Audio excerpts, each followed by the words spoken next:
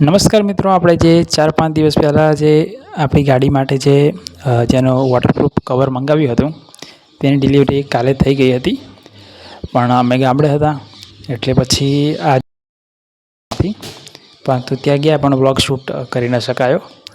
એટલે ત્યાંથી મેં જે આ કવર લાવ્યું હતું તે ઘરે લાવી દીધું છે અને અત્યારે તેની ઓપન કરી રહ્યા છું, બરાબર, કેમેરાની સામે. તો જોઈ શકો તમે, આ રીતનું એકદમ સિલ્વર કલરનું છે અને આ છે તેનું શું કહેવાય કે કવર છે. આની અંદર બેગ છે, બેગની અંદર હશે અંદર, બરાબર. તો હું ખોલી દઉં છું અને જોઈ શકો તમે આ રીતનું કમ્પ્લીટ એકદમ પેકડ કરી અને આપવામાં આવેલું છે બોડી કવર, બરાબર. હવે બીજી વાત કરું કે જે આ કવર છે તેની પ્રાઇસ તો મને લગભગ એમેઝોન પર 1250 રૂપિયા બતાવતું હતું, પણ મને કંઈક ડિસ્કાઉન્ટ સાથે 1223-24 રૂપિયાની અંદર પડેલ છે, બરાબર છે. તો તમે જોઈ શકો છો કે આ રીતનું પેકિંગ છે અને જે નીચે જે આપણે બકલ આવે છે ફિટિંગ કરવા માટે, બરાબર છે, એ પણ આપવામાં આવેલી છે, બરાબર. તો તમે જોઈ શકો છો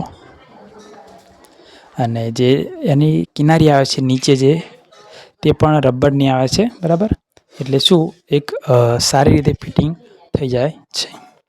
તો હવે હું તમને બતાવી રહ્યો છું કે આજે ધાબા ઉપર કામ કેટલે આવ્યું. ચોથો દિવસ હતો, બરાબર છે, કામનો.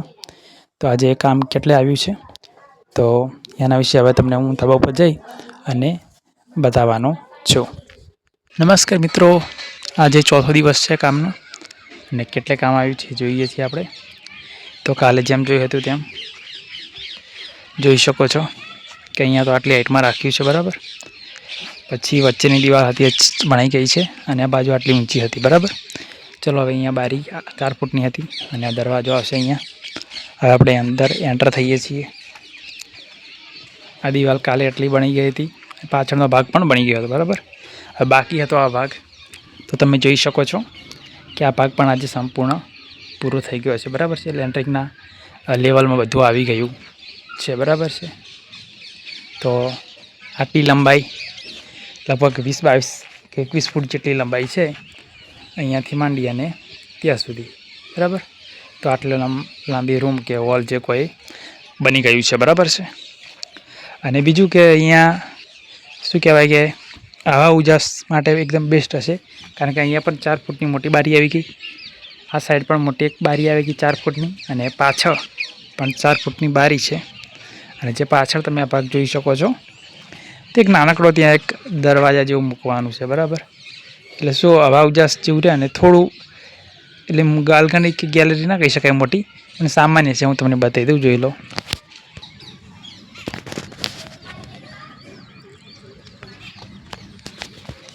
તો આ રીતનું એક નાનકડી જગ્યા જેવું છે, બરાબર. એટલે પાછળ નાનકડો ખાલી દરવાજો મૂકવાનો છે આમ જ, બરાબર.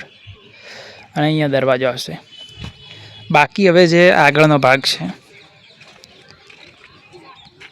આટલો ભાગ જે લગભગ હશે 10 ફૂટ જેવો, 10-15 ફૂટનો, તે આપણે ખુલ્લો રાખવાનો છે, બરાબર છે, આ ભાગ. એટલે અહીંયા શું કહેવાય કે આપણે કોઈ મહેમાન આવે તો અહીંયા ખાટલા બાટલા રહી શકે છે, અંદર બેસી શકે એવું બની જશે, બરાબર છે. તો મિત્રો, ચોથો દિવસ છે આજે અને કામકાજ કમ્પ્લીટ આપણે આટલું પૂર્ણ થઈ ગયું છે, બરાબર છે. તમે જોઈ શકો છો, એકવાર હું બતાવી દઉં છું આ રીતનું, બરાબર, કામ થઈ ગયું છે.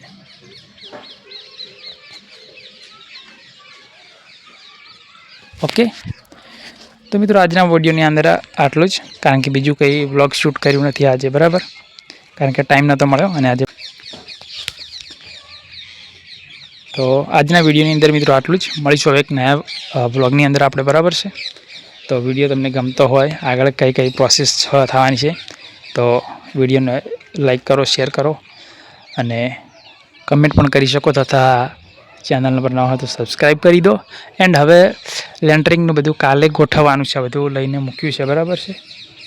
એટલે કાલે કેમ ગોઠવી દેશે એન્ડ લગભગ 1-2 દિવસ પછી લેન્ટરિંગનું ઉપર શું કહેવાય કપચીવાળું બધું માલ ભરશે, એ પછી ભરવાનું છે, બરાબર છે.